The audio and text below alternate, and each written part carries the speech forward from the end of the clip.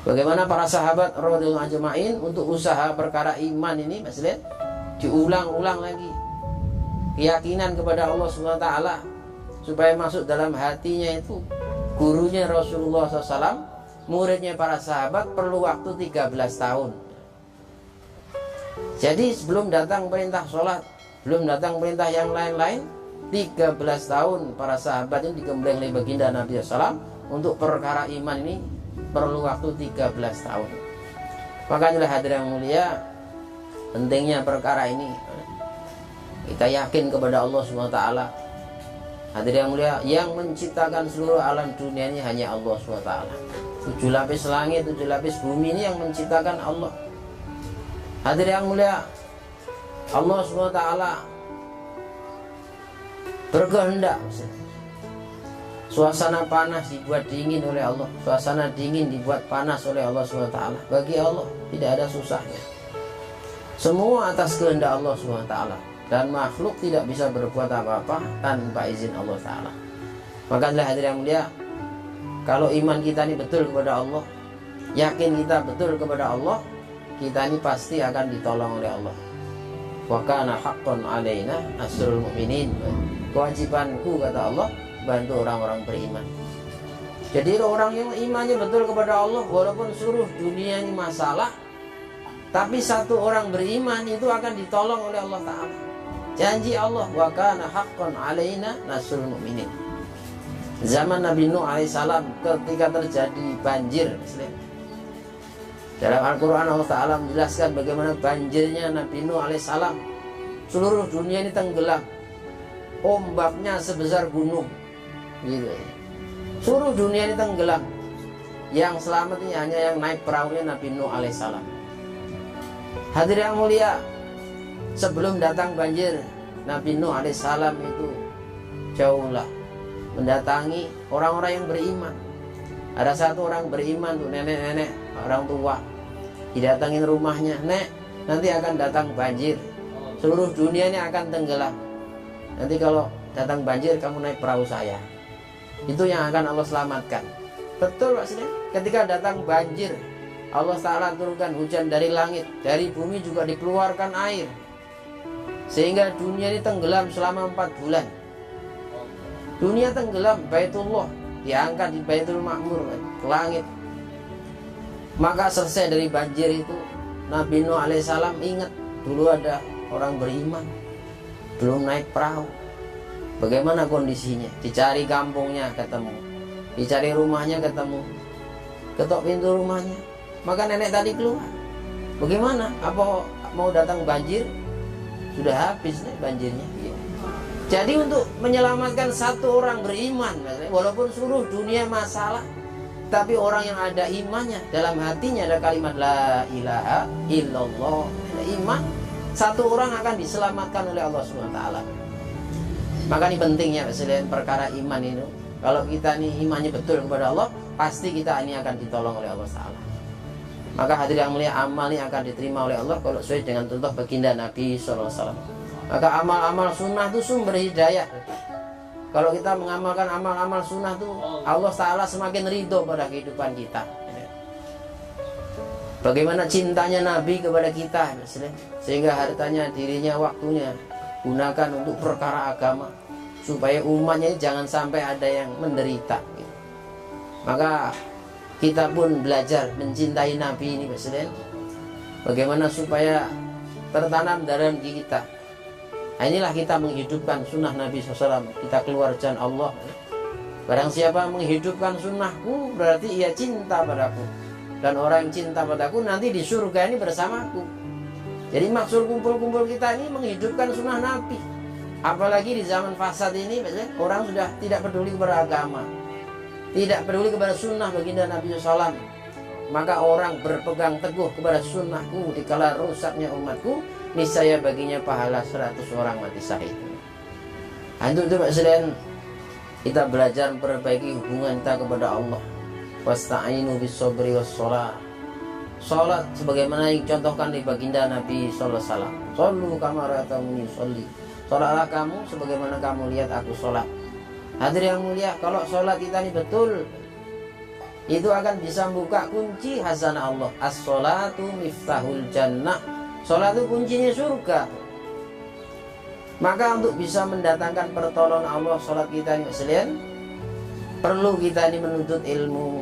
Bagaimana cara bisa buka kunci hasanah Allah? Perlu belajar. Hadir yang mulia, orang-orang yang berilmu ini, orang-orang yang menuntut ilmu ini, orang-orang yang akan dimuliakan oleh Allah SWT. Sehingga penduduk surga diperintahkan hormat kepada orang-orang yang menuntut ilmu agama. Nah, maka untuk itu hadirin yang mulia, kemarin disampaikan dulu ada sahabat Nabi ini baru masuk Islam. Dulu pusat belajar agama itu di Masjid Nabawi. Setelah masuk Islam maka belajar agama ke Masjid Nabawi. Maka ada wanita satu orang masuk Islam, membawa anaknya ini belajar agama di Masjid Nabawi. Untuk laki-laki anaknya dimesantrenkan di Masjid Nabawi. Kemudian ibunya di rumah, seperti ini, ibunya di rumah, bapaknya di masjid. Maka ketika lagi belajar agama, Muzakarah, di situ anaknya sakit, kemudian meninggal dunia.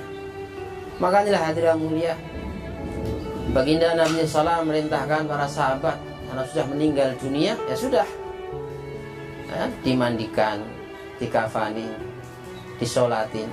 Ketika mau dimakamkan, Nabi tanya kepada para sahabat, ini ibunya sudah tahu apa belum? Belum tahu ya Rasulullah. Oh, panggil dia ke sini. Maka hadirin yang mulia, ibunya dipanggil. Wahai ibu, ini anak kamu sakit, kemudian sekarang meninggal dunia. Semua adalah kehendak Allah SWT, kamu sabar. Maka wanita tadi langsung sholat. Wasta'inu bis-sabri was-sholat, mintalah pertolongan kepada Allah dengan sabar dan sholat. Ini pelajaran. Jadi kalau ada masalah apa-apa, maka yang benar ini bagaimana kita sholat. Ngadunya kepada Allah Ta'ala, laporannya kepada Allah Ta'ala, kepada zat yang menciptakan seluruh masalah. Setelah sholat doa, ya Allah, saya datang kemarin hanya belajar agama. Ini kok anak saya meninggal dunia, nanti pulang ini jadi fitnah. Ya Allah, jangan permalukan saya di hadapan kaum saya, hidupkanlah anak saya. Maka dengan kekuatan doa wanita itu, anak yang pagi hari meninggal dunia sebelum zuhur hidup lagi. Ini kekuatan doa wanita. Maka hadirin yang mulia, satu wanita soleha kekuatan doanya 70 wali. Jadi amal laki-laki dengan wanita enggak sama. Maka ibu-ibu sekalian ini belajar keluar jalan Allah, belajar taklim ini supaya tahu satu wanita soleha kekuatan doanya 70 wali. Amal laki-laki dengan wanita ini enggak sama. Di dalam kitab Fadilah Haji bab wanita misalnya, Rasulullah bersabda dalam kitab Fadilah Haji, sholatnya wanita di rumahnya lebih baik daripada sholatnya laki-laki di Masjid Nabawi. Jadi wanita walaupun sholatnya di rumah seperti sholat di Masjid Nabi. Kalau kita sholat berjamaah di musola, pahalanya 27 derajat. Beda kalau kita sholat di masjid jami, masjid yang untuk sholat Jumat, dilipat gandakan 500 kali. Kalau kita sholat di Masjid Nabawi dilipat gandakan 50.000 kali. Kalau kita sholat di Mekah dilipat gandakan 100.000. Maka Rasulullah bersabda, sholatnya wanita di rumahnya lebih baik pada sholatnya laki-laki di Masjid Nabawi. Jadi dalam hal sholat aja amal laki-laki itu kalah dengan amal wanita. Apalagi seorang wanita dalam kondisi dia hamil, malam hari itu dihitung seperti sholat, terus walaupun nggak sholat. Siangnya dihitung seperti puasa, terus walaupun nggak puasa. Bahkan 2 rakaat sholatnya orang yang lagi hamil dilipat gandakan 80 kali. Ini maksudnya kemuliaan yang Allah Ta'ala berikan kepada wanita. Seorang wanita yang melahirkan anak, penderitaan yang dia rasakan ketika melahirkan, Allah beri pahala 60 tahun, 70 tahun ibadah puasa dan sholat. Setiap urat yang dirasakan kesakitan ketika melahirkan, 1 pahala haji. Seorang wanita sebelum menyusuin anaknya diwudu dulu, baca bismillah. Setiap 1 tetes air susu nilainya seperti 1 tahun ibadah. Wanita yang malam hari kurang tidur, anaknya sakit, dia sabar, pahalanya seperti membebaskan 20 hamba sahaya. Padahal membebaskan 1 hamba sahaya itu jaminannya surganya Allah Ta'ala. Satu sahabat Nabi tanya kepada baginda Nabi SAW, Abdurrahman bin Auf radhiyallahu anhu.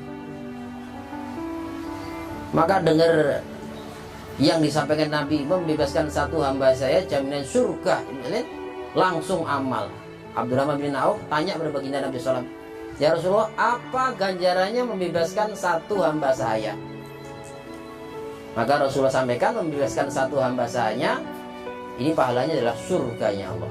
Maka langsung Abdurrahman bin Auf membebaskan 30.000 hamba sahaya. Abdurrahman bin Auf itu termasuk orang yang kaya di kalangan para sahabat. Nah, maka hadirin yang mulia, seorang wanita yang anaknya nangis malam hari kurang tidur, pahala membebaskan 30 hamba sahaya. Ketika anaknya nangis, dihibur supaya jangan nangis, nilai seperti 12 tahun ibadah puasa dan sholat. Wanita yang menyapu lantai dengan berzikir seperti menyapu Baitullah. Seorang wanita yang nyiapin minuman buat suaminya tanpa disuruh dapat pahala 3 kali khatam Quran. Hadirin yang mulia, kemuliaan yang Allah Ta'ala berikan kepada wanita. Seorang wanita hadirin yang mulia mendorong suaminya berangkat keluar, disiapkan tasnya dan sebagainya. Maka di akhirat nanti Allah Ta'ala akan masukkan surga 500 tahun lebih dulu. Istiqbal, nunggu suaminya di surga 500 tahun yang dandani bidadari. Ini kemuliaan yang Allah Ta'ala berikan kepada wanita. Hadirin yang mulia, kalau wanita sudah ambil bagian dalam perkara agama, Allah Ta'ala perintahkan para malaikat datang untuk bantu, begitu maksudnya. Pertolongan Allah maknanya. Hadirin yang mulia, dulu ketika baginda Nabi SAW sibuk untuk perkara agama, dalam perjuangan agama ini, pernah suatu ketika baginda Nabi SAW datang ke rumah anaknya Siti Fatimah radhiyallahu anha. Begitu datang ke rumah, ketok pintu, salam. Begitu salam, Siti Fatimah radhiyallahu anha ini nggak ada jawaban. Diketok pintunya lagi, salam, belum ada jawaban sampai 2 kali. Ketiga kali juga begitu, belum ada salam begitu. Maka hadirin yang mulia, baginda Nabi SAW heran ini. 3 kali diketok pintunya nggak ada jawaban salam. Maka ketika dibuka pintunya, ternyata di situ ada Siti Fatimah radhiyallahu anha dalam kondisi lemah, jawab salam aja nggak kuat misalnya. Saking sibuknya untuk perkara agama. Suaminya Sayyidina Ali karramallahu dalam perjuangan agama gitu. Maka hadirin itu perjuangan agama ini Mbak sekalian betul-betul perlu pengorbanan. Dalam kondisi seperti itu Siti Fatimah radhiyallahu anha tetap dia memperjuangkan agama. Maka hadirin yang mulia, ketika Sayyidina Ali karramallahu wajhah pulang ke rumah, tidak ada makanan dan sebagainya, maka Siti Fatimah radhiyallahu anha ini ada sarung bekas, kain bekas begitu, tolong ini dijualkan sana. Maka ke pasar dia jual kain bekas begitu, paling harganya berapa gitu. Maka begitu dijual laku 10 dirham. Dalam perjalanan pulang, Sayyidina Ali pulang, tiba-tiba ada pengemis. Maka 10 dirham tadi diberikan kepada pengemis semua. Hadirin yang mulia, ketika dalam perjalanan tiba-tiba ada orang yang nawarin unta. Wahai Ali, tolong jualkan unta saya ini. Berapa harganya? 140 dirham gitu. 140 dirham. Kemudian Sayyidina Ali, ya udah ikat di sana gitu. Tahu-tahu ada orang yang melihat unta itu tertarik. Ini unta kamu, berapa harganya? 200 dirham. Kalau kamu mau, ini 200 dirham. Ya udah saya beli gitu. Langsung diberi maksudnya 200 dirham. Yang 140 dirham dikasih orang pertama, lah dia pulang bawa 60 dirham. Kalian? Maka ketika pulang di rumah bawa 60 dirham, maka Siti Fatimah tuh heran, itu uang dari mana itu? Tadi suruh jual kain bekas, kok ini dapat 60 dirham gitu. Ya karena ditanya, dia sampaikan. Ya tadi sebenarnya kain bekas itu lakunya 6 dirham. Ada pengemis, saya kasih semua sedekah gitu. Manja bil hasanati falahu asru amsalihah. Beramal satu kebaikan dibalas 10 oleh Allah Ta'ala. Disedekah 6 dirham, akhirnya dijelaskan pulang bawa 60 dirham. Oh, kalau begitu ya ini sudah. Akhirnya dipanggil oleh baginda Nabi SAW. Wahai Ali, kamu tahu nggak siapa yang suruh jual unta itu? Saya nggak tahu ya. Itu malaikat Jibril. Yang beli unta itu kamu tahu? Nggak tahu. Itu malaikat Mikail. Jadi ketika wanita ambil bagian perkara agama itu, para malaikat diperintahkan untuk bantu. Makanya Presiden Allah Ta'ala berikan kemuliaan kepada kita. Umat akhir zaman ini umat yang mulia. Kenapa? Atas usaha dakwah. Maka di sini kita belajar taklim dan kemudian dakwah. Ini dalam rangka menghidupkan amal masjid. Jadi masjid itu kalau menghidupkan amal akan menjadi asbab hidayah gitu. Maka inilah hadirin yang mulia, rumah yang dibacakan taklim, diadakan majelis fikir agama, ini akan dikerumuni malaikat. Sehingga kalau kita bergaul dengan suasana malaikat, maka kita ini akan ketularan sifat-sifat malaikat. Barang siapa masuk rumah nggak baca salam, setan ikut masuk rumah. Bahkan setan manggil kawan-kawan yang lain, ini ada rumah gratis ini. Maka kita bergaul dengan suasana setan, ketularan sifat-sifat setan. Tapi kalau kita buat taklim, maka majelis kita ini ada suasana sholat sunnah di rumah kita, suasana malaikat. Maka nanti Allah Ta'ala akan tanamkan sifat taat kepada diri kita, keluarga kita. Sehingga Allah SWT akan tundukkan dunia ini kepada orang-orang yang taat gitu. Untuk itu Pak Seden, karena fikirnya bagaimana dakwah hari-hari, hartanya, dirinya, waktunya dikorban untuk agama, menghidupkan amal masjid. Orang-orang yang memakmurkan masjid-masjid Allah Ta'ala nanti di yaumul mahsyar ini akan dimuliakan oleh Allah Ta'ala. Hadirin yang mulia, di padang mahsyar nanti kita akan dikumpulkan. Bumi akan diganti seperti lempengan besi. Langit seperti lempengan tembaga. Di atas kepala kita ini 7 matahari. Bukan satu. Matahari yang jauh saja kita ini perlu kipas angin, perlu AC. Nanti di yaumul mahsyar itu 7 matahari di atas kepala kita jarak 1 mil. Sehingga ada orang kerendam keringatnya 1 leher. Ada semata kaki, ada yang kelelep dengan keringatnya. Nunggu 50.000 tahun. Tapi orang-orang yang memakmurkan masjid ini nanti yaumul mahsyar akan dicari-cari oleh Allah. Aina jironi kata Allah. Di mana tetangga-tanggaku? Di mana tetangga-tanggaku? Sampai malaikat bertanya kepada Allah, ya Allah, tetangga-tanggamu siapa? Tetangga-tanggaku ialah orang-orang yang memakmurkan masjid-masjid Allah Ta'ala. Nanti orang-orang memakmurkan masjid akan didudukkan di mimbar-mimbar bercahaya. Ruangan-ruangan AC nunggu 50.000 tahun. Para nabi, para rasul didudukkan di mimbar-mimbar bercahaya. Maka orang yang ambil bagian dalam usaha agama, menghidupkan amal nabi, perjuangan agama, menghidupkan amal masjid, nanti juga kedudukannya Allah Ta'ala berikan seperti para nabi. Bedanya nggak ada stempel kenabian begitu. Inilah hadirin yang mulia, maka usaha agama itu usaha yang memuliakan kita dunia dan akhirat. Pernah suatu ketika Khalid bin Walid nggak berangkat dakwah lagi. Ditanya oleh Sayyidina Umar, ya Khalid, kok kamu nggak berangkat dakwah lagi? Oh, kali ini saya mau pergi haji dulu. Hadirin dalam kitab Fadilah Haji jelaskan, orang yang haji mabrur, pertama Allah Ta'ala ampuni seluruh dosanya. Yang kedua, orang yang haji mabrur, doanya makbul. Yang ketiga, orang yang haji mabrur tidak akan miskin seumur hidup. Yang keempat, orang yang haji mabrur di akhirat nanti bisa memberikan syafaat kepada 400 orang ahli keluarga. Kalau anak kita jadi hafiz Quran, di akhirat bisa memberikan syafaat kepada 10 ahli keluarga. Tapi kalau haji mabrur, di akhirat bisa memberikan syafaat kepada 400 orang ahli keluarga. Dan orang yang haji mabrur, jaminannya surganya Allah. Maka Khalid bin Walid nggak berangkat dakwah karena tahu nilainya haji besar, dia pengen pergi haji. Akhirnya Sayyidina Umar mengatakan, ya Khalid, sungguhnya aku mendengar Rasulullah SAW bersabda, sesaat di jalan Allah lebih baik daripada 50 haji yang mabrur. Sa'atan fisabilillah khairu min khamsin haji. Hadirin yang mulia, hari ini kita ini kurang meyakini perkara ini, terutama orang-orang Indonesia ini. Dakwah itu nilainya besar. Orang mau pergi haji, orang mau umroh, walimatus safar, sekampung orang diundang semua, syukuran. Mestinya kita kalau mau keluar jalan itu syukuran juga, betul?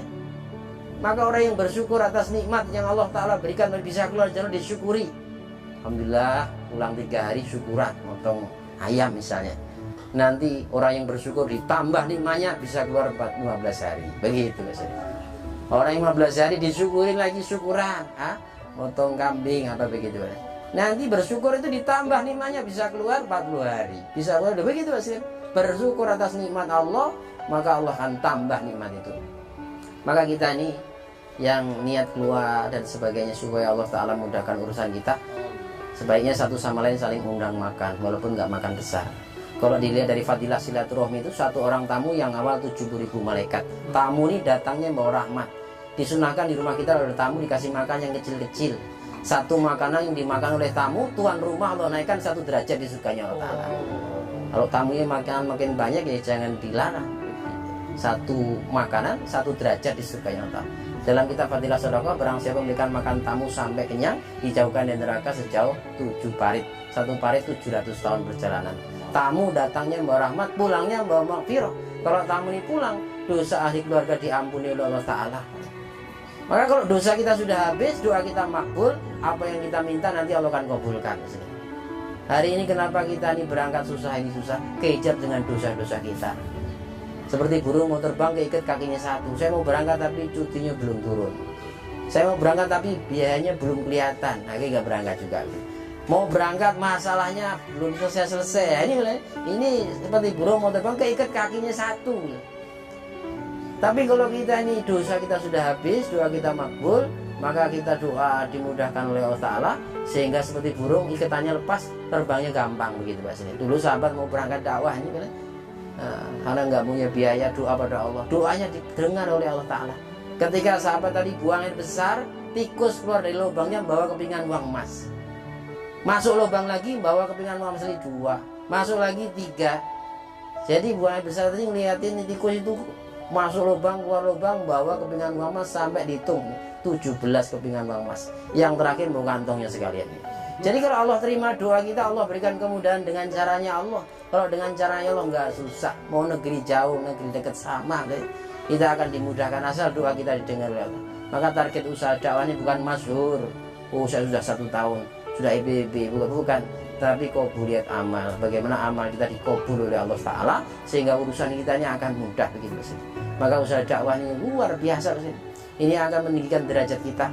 Maka walaupun dalam dakwah kita nggak jadi apa-apa, usahakan kita ini bagaimana mencari ridho Allah seperti para sahabat. Yang kita ikuti para sahabat radhiyallahu anhu.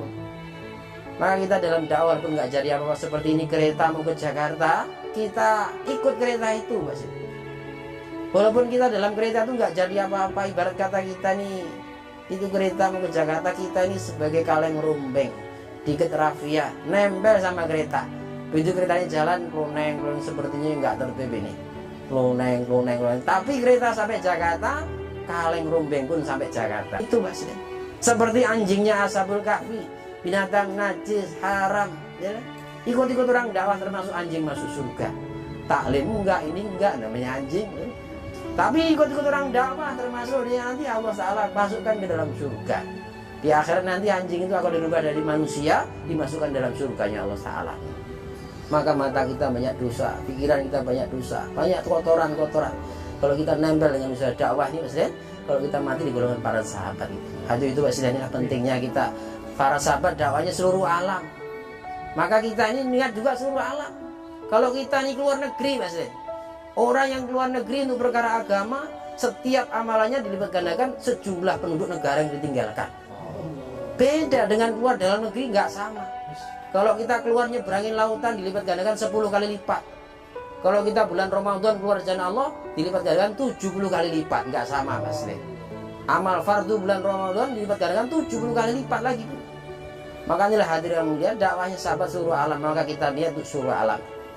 Kalau ceramah pengajian itu sifatnya siraman rohani. Kadang-kadang kita habis dengar keluar dari pintu lupa lagi, namanya siraman. Maka kita supaya paham itu rendaman rohani, gitu ya.